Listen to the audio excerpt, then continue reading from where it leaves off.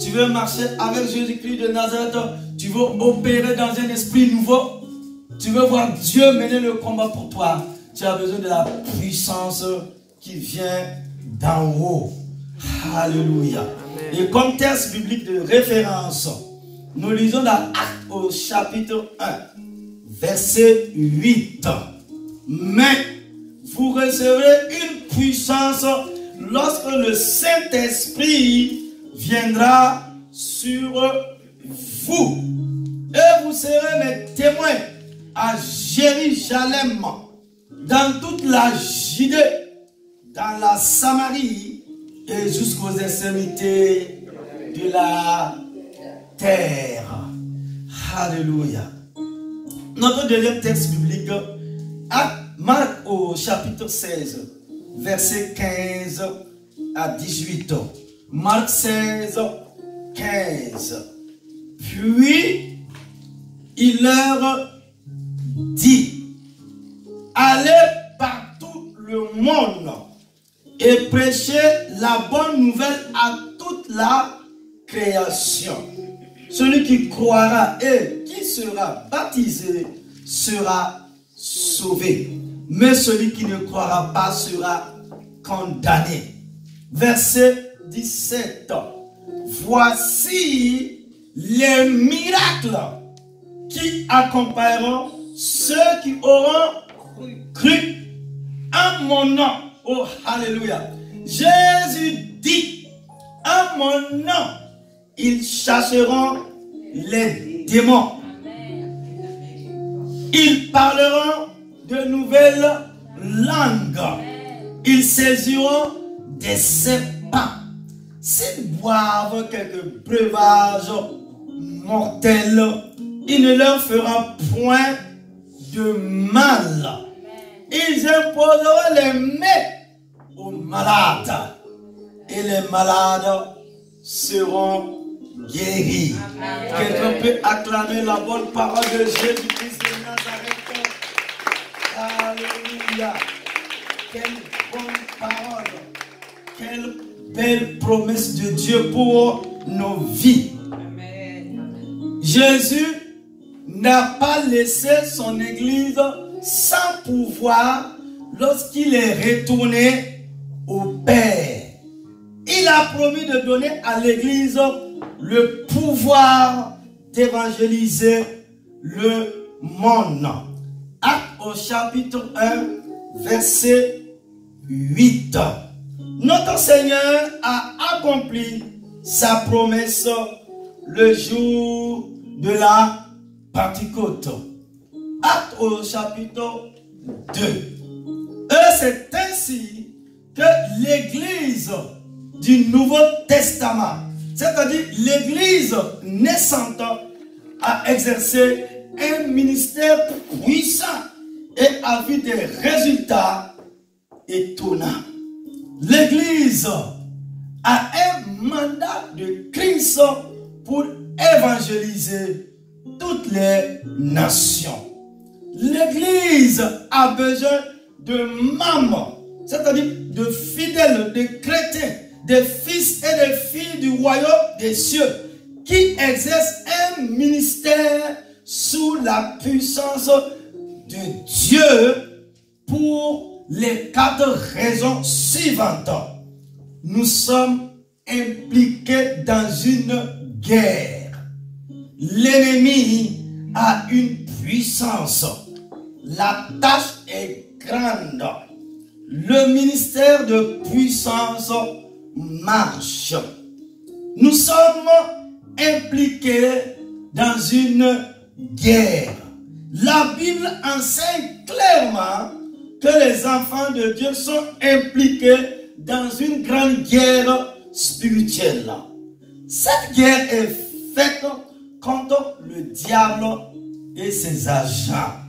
Dans Matthieu au chapitre 13, verset 39, Jésus a déclaré que notre ennemi, c'est le diable. Luc au chapitre 10, verset 19. L'ennemi, notre ennemi, Sinon, l'ennemi de notre âme a une puissance. Le diable est un puissant ennemi de l'Église et de son évangile. C'est pourquoi dans Luc au chapitre 10, verset 19, Jésus fait référence à toute la puissance de l'ennemi. Satan a déployé partout sur la terre une armée de forces démoniaques qui est grande et consacrée. Ces forces sont engagées à s'opposer à la divulgation de l'évangile. Mais nous pouvons vaincre le diable avec une puissance véritablement plus grande. Amen. La puissance du Saint-Esprit. Oh, alléluia. La tâche est grande. La tâche de l'Église est grande. Un ministère de puissance est la seule manière par laquelle nous pouvons accomplir cette tâche. Dans la grande commission, Jésus nous a ordonné de prêcher l'évangile dans le monde entier. Nous devons le faire en témoignant à toutes les nations avant son grand retour. Matthieu au chapitre 24, verset 14. Aujourd'hui, plus de 3 milliards de personnes n'ont toujours pas reçu un témoignage adéquat de l'évangile. Ces religions, sinon, beaucoup vivent dans les endroits contrôlés par de mauvais systèmes religieux.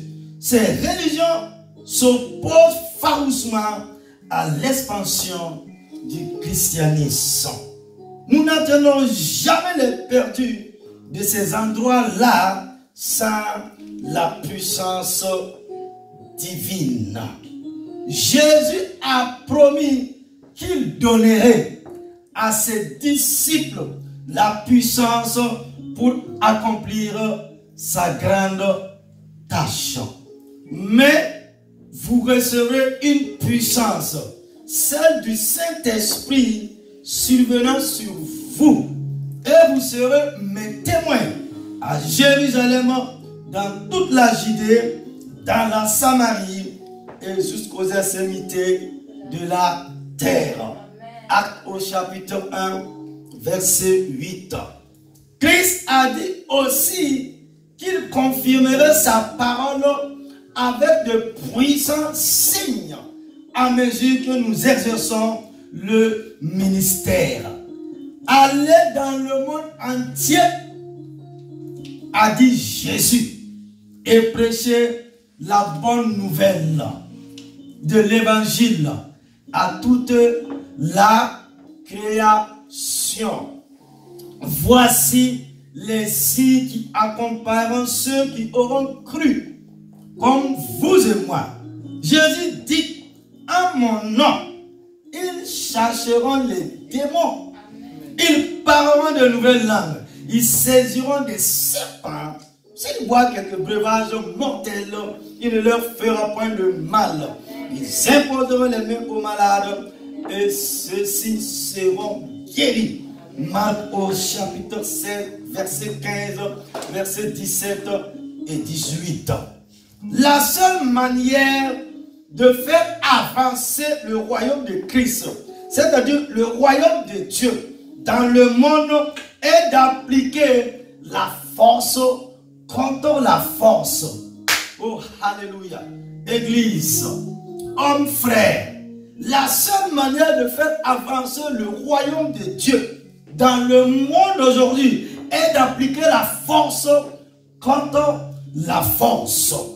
La force principale de Dieu est la puissance du Saint-Esprit opérant à travers l'Église, c'est-à-dire vous et moi. Jésus a dit, depuis les jours de Jean le Baptiste jusqu'à présent, Oh, alléluia. Le royaume des cieux est soumis à la violence. Et ce sont les violents qui le ravissent. Jésus dit, depuis que son directeur de protocole, Jean le Baptiste, est né, et pendant le ministère de Jean, jusqu'à aujourd'hui, ma fille, mon fils, le royaume des cieux, c'est-à-dire le royaume de Dieu est soumis à la violence. Et ce sont les violents et les violentes qui le ravissent. Amen. Et alléluia. Amen. Alléluia. Pour exercer le ministère sous la puissance de l'Esprit, nous devons clairement comprendre ce que ministère de puissance veut dire et les autres termes qui sont associés au ministère qui concerne le domaine surnaturel. Oh, alléluia. Premièrement, un ministère de puissance. Nous définissons le ministère de puissance comme tout ministère se déroulant sur le plan spirituel. L'auteur de ce ministère est toujours l'Esprit de Dieu qui fait avancer le royaume de Dieu. Le ministère de puissance implique une démonstration de la puissance de Dieu. Ceci inclut les choses suivantes: signes et prodiges, guérison divine, le fait de chercher les démons, le ministère des dons spirituels, toute autre manifestation de la puissance ou de la présence divine.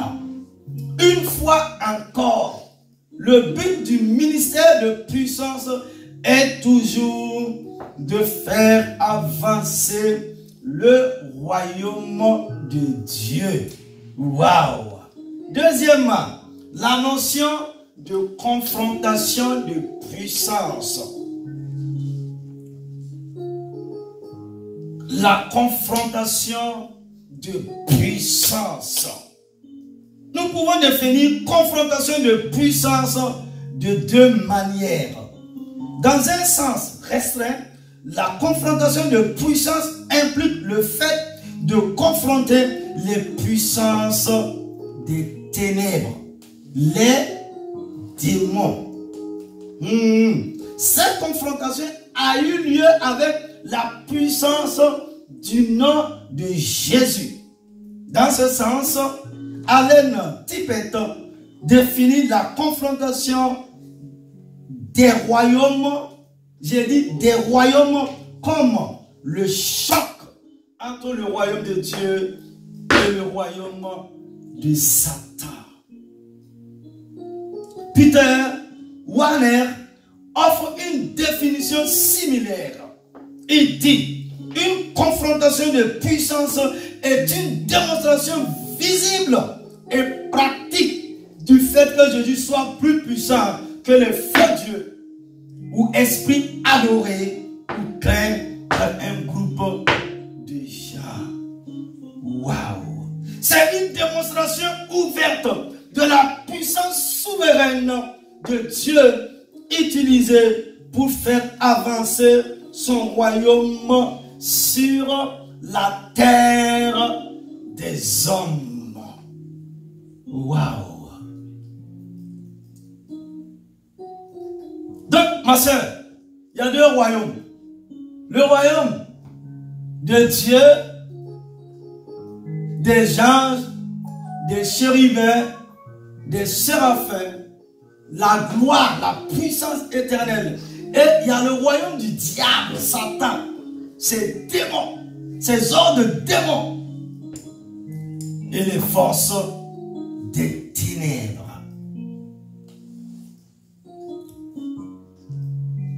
Wambert a défini l'expression dans ce sens plus large avec les termes suivants. Tout système ou force qui doit être vaincu pour que l'on croie à l'évangile de Christ Jésus est une cause de confrontation de puissance. L'expulsion de ces démons est particulièrement spectaculaire, bien que les confrontations de puissance soient loin d'être limitées à celles dans lesquelles Satan prend la forme de ce qui est démoniaque.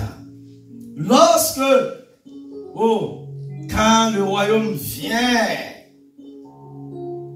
quand le royaume de Dieu vient, lorsque le royaume de Dieu vient en contact direct avec le royaume de ce monde, lorsque Jésus-Christ rencontre Satan, il y a conflit.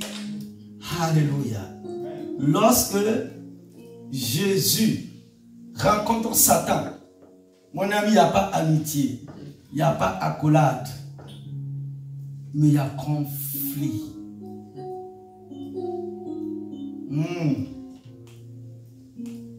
Troisièmement, la rencontre avec la vérité.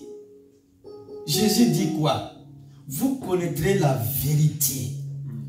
Et la connaissance de cette vérité vous rendra libre de toute oppression, de toute attaque des démons. C'est la connaissance de la vérité, de la parole de Dieu qui nous libère. La rencontre avec la vérité. Satan est allergique à la vérité. Il aime le mensonge. Et Jésus l'a appelé le père de tous les menteurs. Ça veut dire tous ceux et tous ceux qui sont dans le mensonge, vous avez pour père le diable. C'est pas moi qui le dis, ma soeur. Tu me regardes, c'est pas moi, c'est Jésus. Alléluia. La rencontre avec la vérité implique une démonstration claire de l'évangile de Jésus-Christ. Ceci peut soit précéder, soit sur une confrontation de puissance. Une confrontation de puissance définit directement les puissances des ténèbres. Par contraste, une rencontre avec la vérité définit les enseignements mensongers ou d'une religion ou d'une société.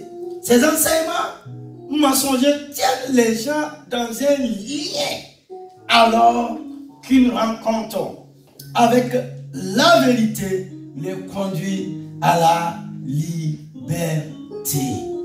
Aussi, une rencontre avec la vérité doit être toujours accompagnée d'une confrontation de puissance. Quatrièmement, évangélisation de puissance. Ma soeur, nous devrons évangéliser avec puissance. Je dis, mon frère, nous devons évangéliser avec puissance. L'évangélisation de puissance a eu lieu lorsqu'une confrontation de puissance et une rencontre avec la vérité sont combinées.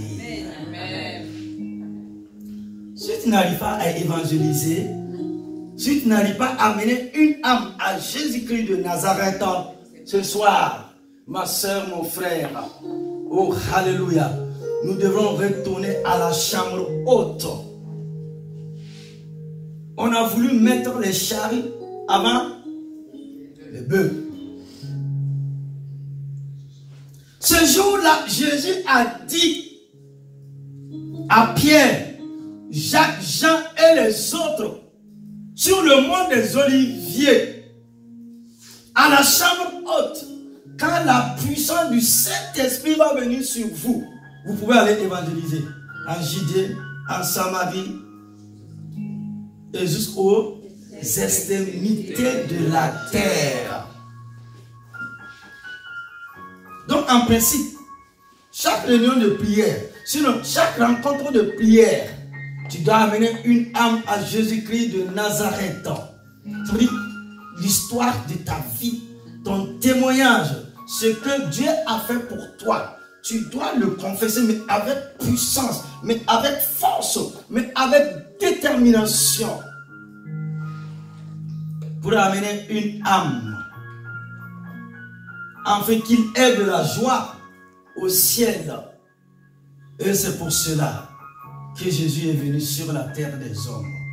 Et il est allé à la croix pour vaincre le royaume de Satan et tous ceux qui servent Satan, afin de faire de nous des serviteurs et des servantes, moins de la puissance de l'Esprit de Dieu.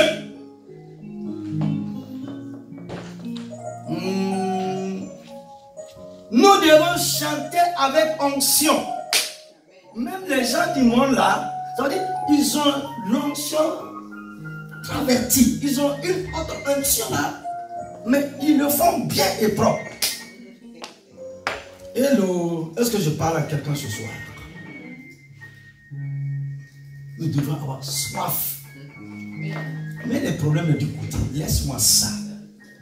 Quand le feu, mon ami, quand le feu du Saint-Esprit va te saisir,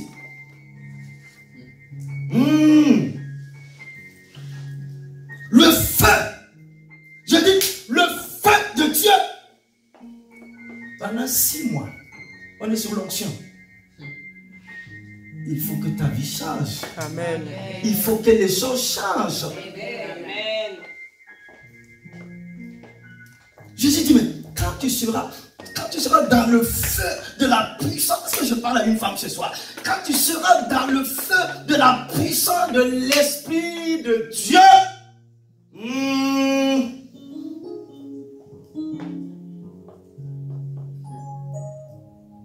cherche d'avoir l'onction. Quand il y a l'onction là, l'or là, l'argent là, mon ami, alléluia, mon ami, quand il y a l'onction, tu as tout. Tu es mon grand 4. L'évangélisation de puissance. L'évangélisation de puissance a eu lieu lorsqu'une confrontation de puissance et une rencontre avec la vérité sont combinées. Cinquièmement, l'équation de l'évangélisation de puissance. Moi-même a dit que l'évangélisation de puissance est l'explication de l'évangile qui vient avec une démonstration de la puissance de Dieu à travers les signes et les prodiges. L'évangélisation de puissance est l'évangélisation qui est précédée et soutenue par des démonstrations surnaturelles de la présence de Dieu. L'évangélisation de puissance se produit chaque fois que la puissance surnaturelle de Dieu se combine avec la présentation claire et convaincante de l'évangile de Jésus-Christ de Nazareth. Sixièmement, guérison de puissance. Waouh! La guérison de puissance. Mon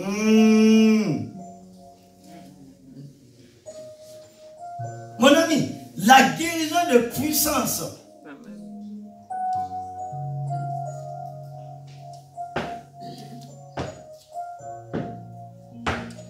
Les guérisons divines peuvent être regroupées en 2 catégories. Est-ce que tu sais, mon frère, ma soeur?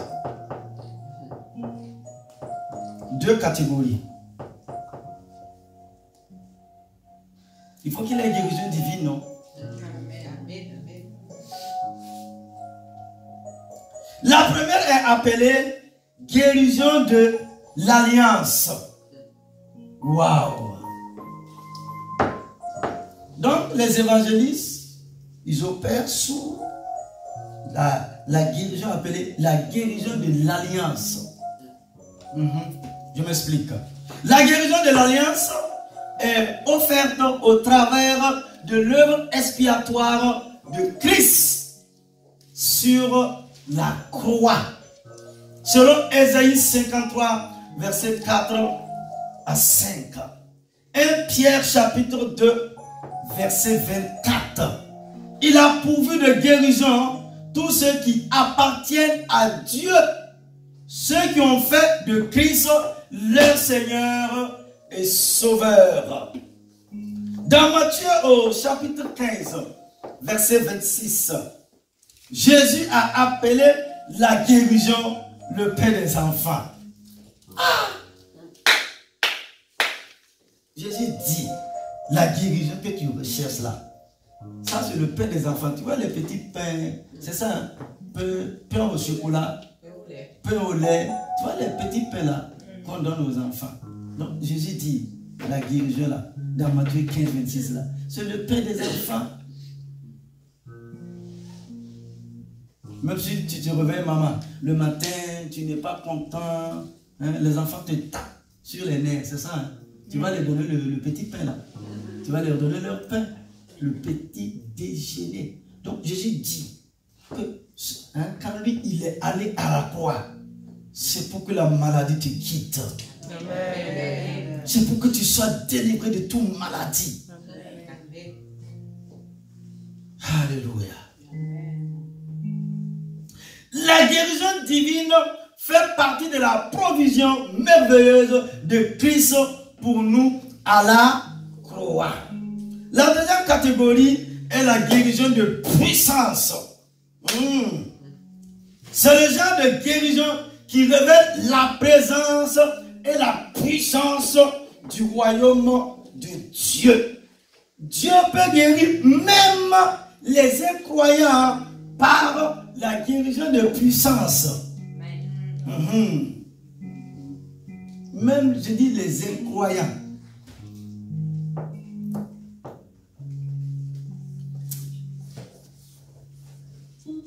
Cette sorte de guérison de puissance se produit souvent avant ou après la proclamation de l'évangile. La guérison de puissance confirme la véracité de ce qui est prêché. On l'appelle signe et prodige dans les 4 évangiles et dans le livre des Actes.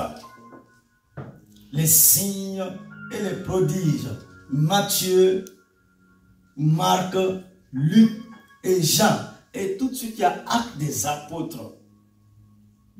C'est-à-dire les actions du Saint-Esprit à travers les apôtres, sinon à travers leur ministère. Les signes et les prodiges. Septièmement, une expression que l'on retrouve souvent dans le Nouveau Testament est les signes et les prodiges, ou les prodiges et les signes. Cette expression est apparue pour la première fois dans Actes au chapitre 2, verset 22. Là, elle fait allusion au ministère de Jésus.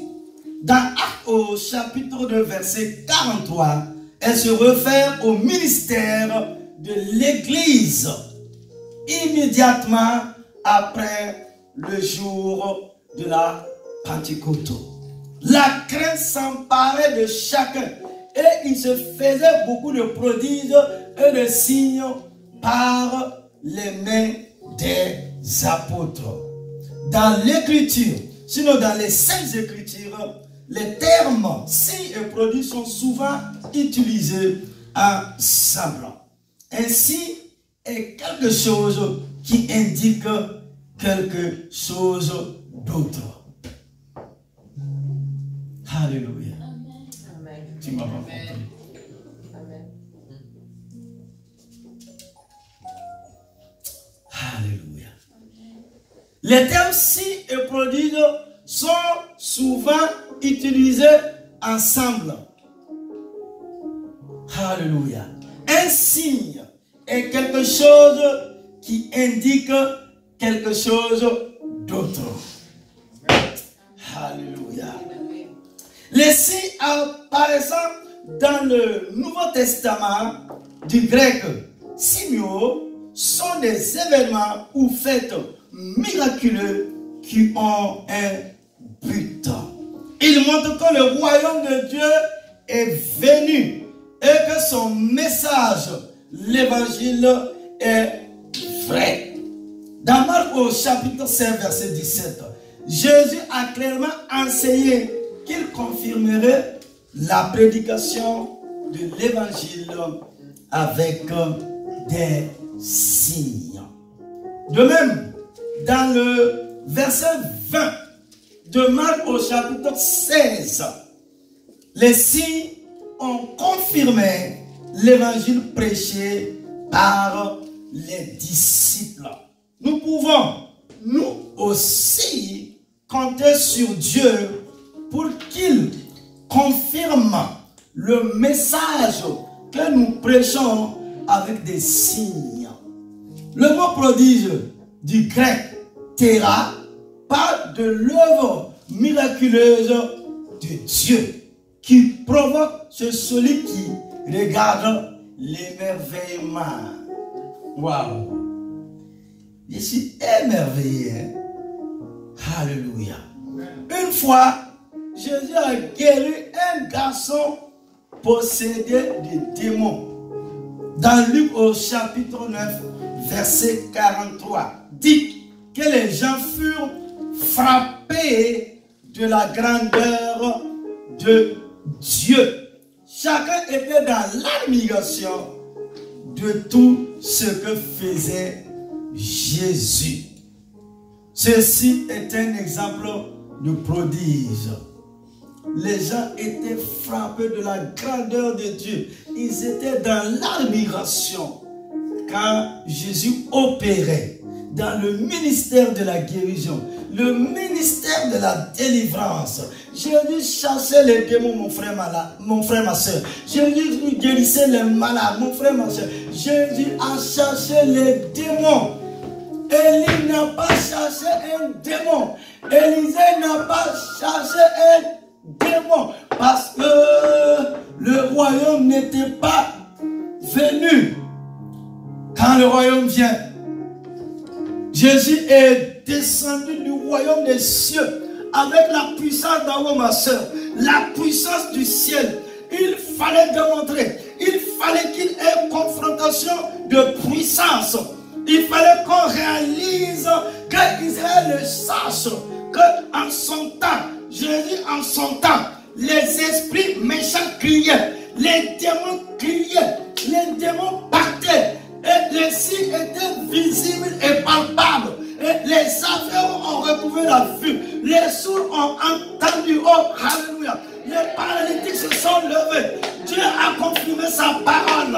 Dieu a dit à Jérémie, quand il a appelé dans le ministère prophétique, à prophétiser sur les nations, sur les royaumes, sur les temps à venir, il a dit, Jérémie, Jérémie, Jérémie, déjà dans le sein maternel, je t'ai appelé, mais sache que moi, Dieu, depuis mon trône éternel, je veille sur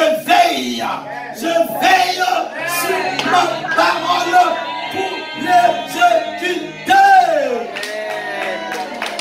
Le meilleur avenir de Dieu pour ta vie, la guérison, la délivrance, la restauration. Oh, alléluia. Jésus a fait une démonstration et il a dit, je vous donne le pouvoir, je vous donne l'autorité, je vous donne les armes afin que vous battez. Alléluia. Le royaume, c'est la puissance. Je vais vous prêcher la puissance du royaume. La puissance du royaume. Alléluia. Pourquoi on parle de puissance? Parce que tu dois apporter la guérison. Tu dois apporter la délivrance dans la vie de quelqu'un. Amen. Parce que le spécialiste des cas impossible est en toi. Depuis le temps le plus ancien, Dieu n'a pas changé. On a assez dormi. On a tellement raisonné avec la philosophie, l'éducation que nous avons reçue. Et on a failli passer à côté de ce que Dieu a réservé pour nous. On a voulu avaler et ma soeur, il ne faut pas tout accepter. Ah non. Non. Jésus dit c'est la puissance. Il dit depuis le temps les gens mentissent. Il dit si tu ne te lèves pas dans la puissance de l'Esprit de Dieu. Non. Il faut que quand le sorcier ou la sorcière va venir s'asseoir à côté de toi, il va commencer à bouger, à crier et à tomber. Boum! Amen.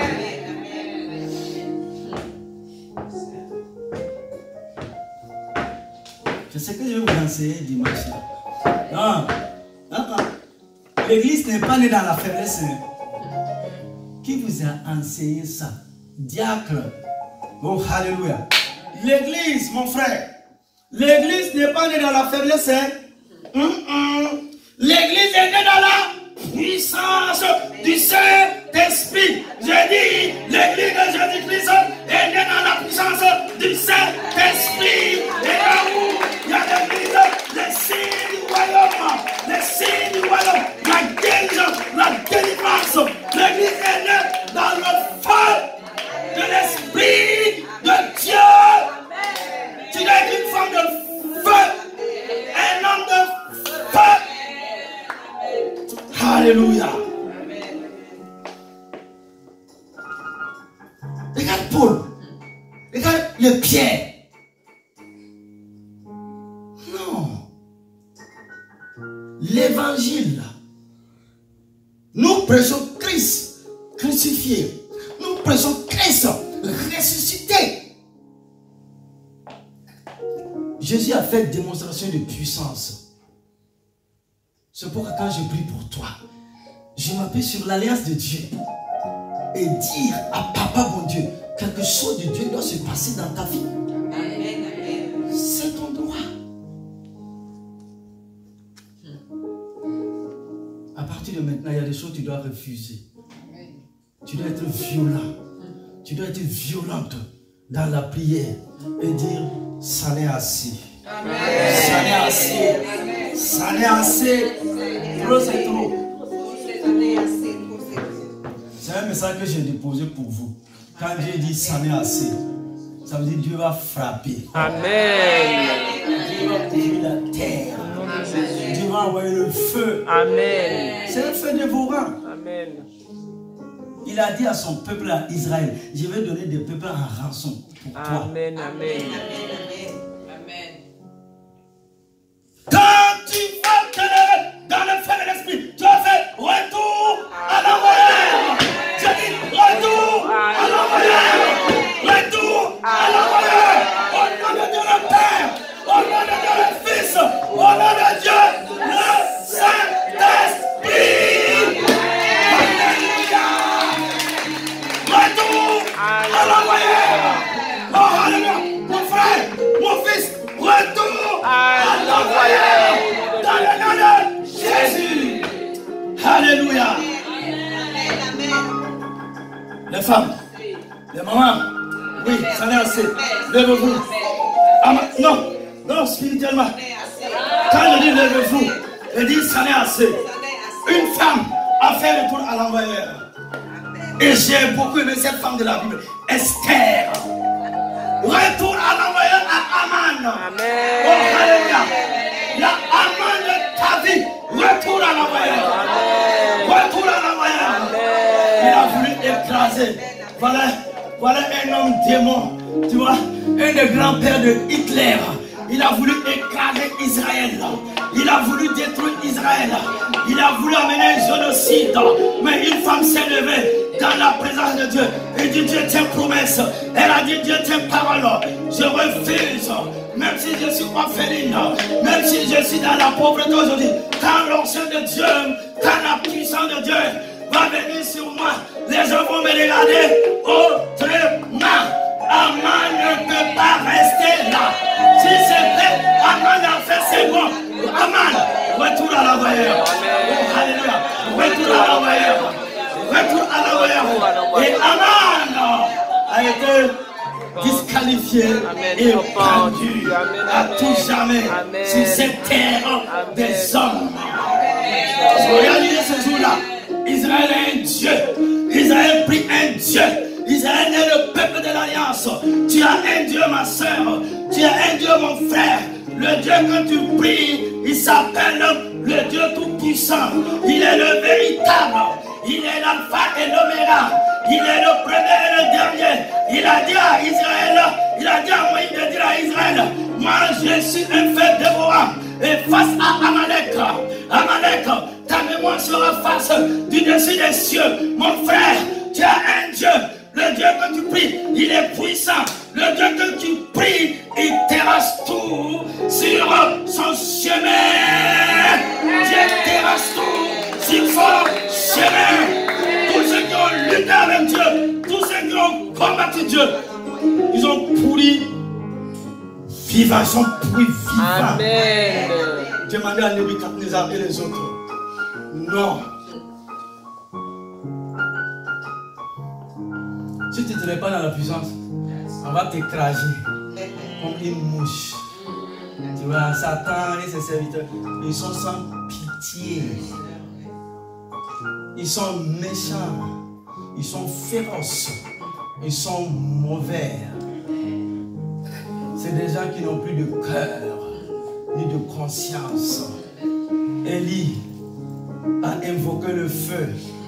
Et je crois que Jézabel a bien appris la leçon de ce que Élie a fait. C'était un retour à l'envoyeur. Amen. Parce qu'elle a dit, quand je vais me lever, quand je vais mettre mon paille, quand le soleil va se lever, toi Élie, je vais couper ta tête. Confrontation de puissance, confrontation de royaume. La Bible est tellement simple et pratique. Voilà. Celui qui a parlé de grâce là, je regarde les gens, écoute, j'ai une trentaine de livres sur la grâce, mon ami. Je ne sais pas combien de livres tu as, je n'ai pas beaucoup, mais j'ai plus d'une trentaine. Celui qui a parlé de la grâce là, Jésus, il s'est arrêté et il a dit que le royaume de Dieu est forcé. Et ce sont les violents. Pour aller à la croix, Jésus a fait violence sur lui. Il a dit, Père, non pas ma volonté, parce que la coupe était amère à boire. Il a dit, non pas ma volonté. Regardez, il a dit, regardez les péchés du monde entier. Parce que les gens ne font pas comme nous. Parce que regardez les gens. Pour la coupe c'était amer.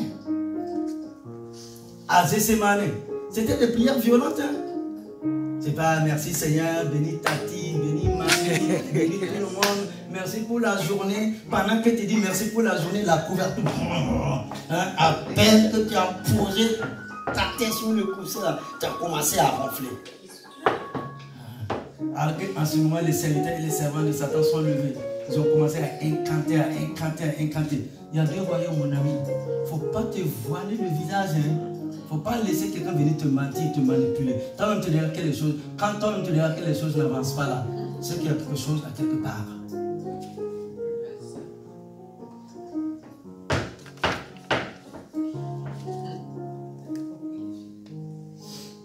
C'est ça.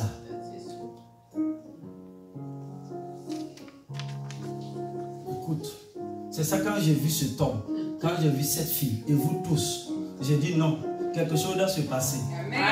Tu es appelé à la vie. Amen. Tu es appelé à la liberté. Amen. Tu es appelé quand même être dans la joie. Quand tu vas boire ton eau glacée là, tu es content même. Amen. Mais tu bois, mais ça fait court. Tu dis, mais il y a quelque chose qui ne va pas. On est debout, hein, ma soeur.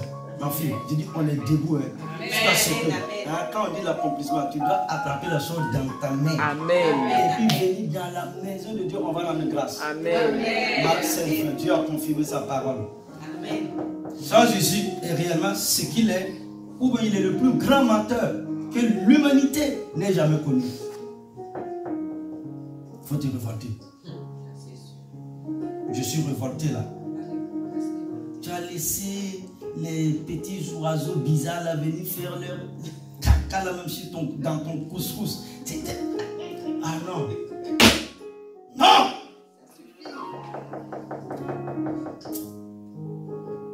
Mon fils, écoute-moi bien. On va prier. Regarde les hommes de l'Ancien Testament. Ils n'étaient pas dans le royaume, hein. Les hommes de l'Ancienne Alliance. Regardez comment ils ont opéré. Ah! Nous, on a tout. Et Élie, Moïse, Josué, Élisée, Osée, Jonas, David, Jacob, Israël. Ces hommes de l'Ancien Testament ont vu la puissance de Dieu. Ils ont vécu le miraculeux de Dieu. Et à la montagne de la transfiguration, le roi du royaume, Jésus, il était là ce jour-là. Et Moïse et qui? Et Élie, la loi et les prophètes. Et lui, Jésus, était là. Ça veut dire, tu as tout. Et le dernier livre de la Bible, Malachie, il dit, l'esprit d'Élie va se manifester. Il va amener la réconciliation entre les pères et les fils, les filles et les mères. Donc, Jean-Baptiste était entre deux royaumes. Pour parler de la puissance de Dieu qui allait venir. Et Jésus dit, cet homme qui était, ça veut dire, il était à l'intercession, à la croisée. Jésus dit, cet homme depuis Jean-Baptiste jusqu'à l'heure où je te parle là, c'est le violent. Violent dans le jeûne et dans la prière. Même pour venir dans la maison de Dieu là, il faut être violent. Hein? Lire la Bible, il faut te lever 2 h du matin, lire la Bible. Hein? D'accord. Vous voulez que je vous enseigne les choses de l'onction là, c'est ça? Oui. Il faut faire. Oui. 1 nuit, tu n'as pas dormi. 2 nuits, tu n'as pas dormi. 3 nuits, tu n'as pas dormi. Tu persévères, tu continues. Nous, on a tout. Nous, on a la réalité. Et ils étaient dans l'ombre. Et nous, nous avons la réalité.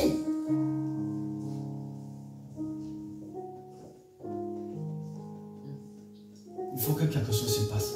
Dis à ton voix, dis à ta voix, quelque chose va se passer. Quelque chose va se passer. Alléluia. Quelque chose va se passer. Amen. Dans le livre des Actes, les prodiges accomplis par les apôtres ont provoqué des réactions remarquables. Stupéfaction totale, perplexité, crainte, louange à Dieu, grande crainte, grande joie, étonnement, foi au Seigneur. Et la liste continue. On peut identifier 7 buts pour lesquels les signes et les prodiges étaient accomplis dans le Nouveau Testament. Selon lui, les signes et les prodiges ont, premièrement, prouvé que Christ, Jésus était le Messie et ont conduit les gens à croire en lui. Actes au chapitre 2, verset 2. Hébreux 2, 4. Deuxièmement, attirer l'attention des gens par rapport à l'évangile.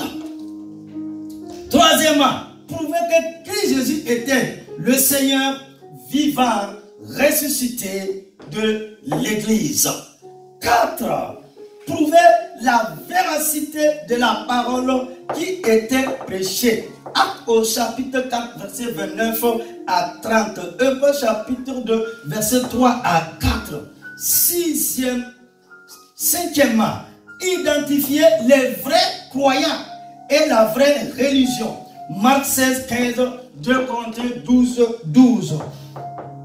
Sixièmement, faites face à un besoin humain et septièmement, faites avancer le royaume de Dieu sur la terre. Actes au chapitre 5, verset 12 à 14. Actes au chapitre 8, verset 5 à 13. Tous ces buts sont importants. Nous devons sincèrement prier pour que les signes et les prodiges fassent partie de notre ministère aujourd'hui, sinon de notre église. Ils sont aussi vitaux maintenant qu'ils l'étaient au temps des apôtres. Dieu nous a donné une clé vitale pour atteindre le monde entier avec l'évangile de Christ. Il s'agit d'une prédication ointe, accompagnée de signes et de prodiges surnaturels. Nous devons comprendre et pratiquer le ministère dans la puissance du Saint-Esprit. En le faisant, nous verrons des résultats du Nouveau Testament dans nos efforts d'évangélisation. L'obtention de ces résultats constitue le but de ce enseignement. Alléluia. Et nous allons conclure. Et tu vas mettre en pratique. Amen. Ce que tu as reçu, ce que tu as entendu. Conclusion. Jésus nous a clairement parlé de la manière dont le royaume de Dieu avance. Jusqu'à Jean, c'était la loi et les prophètes. Depuis lors, le royaume de Dieu est annoncé comme une bonne nouvelle. Et chacun use de violence pour y entrer. Luc au chapitre 16, verset 16. Depuis les jours de Jean-Baptiste jusqu'à présent, le royaume des cieux est soumis à la violence et ce sont les violents qui le ravissent.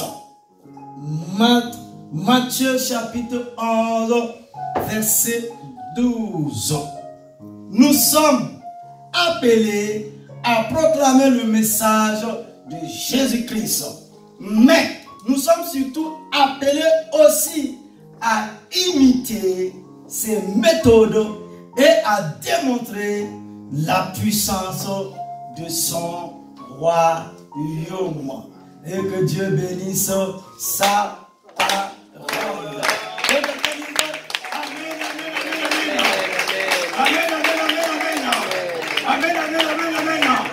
Le royaume de Dieu ne consiste pas en parole.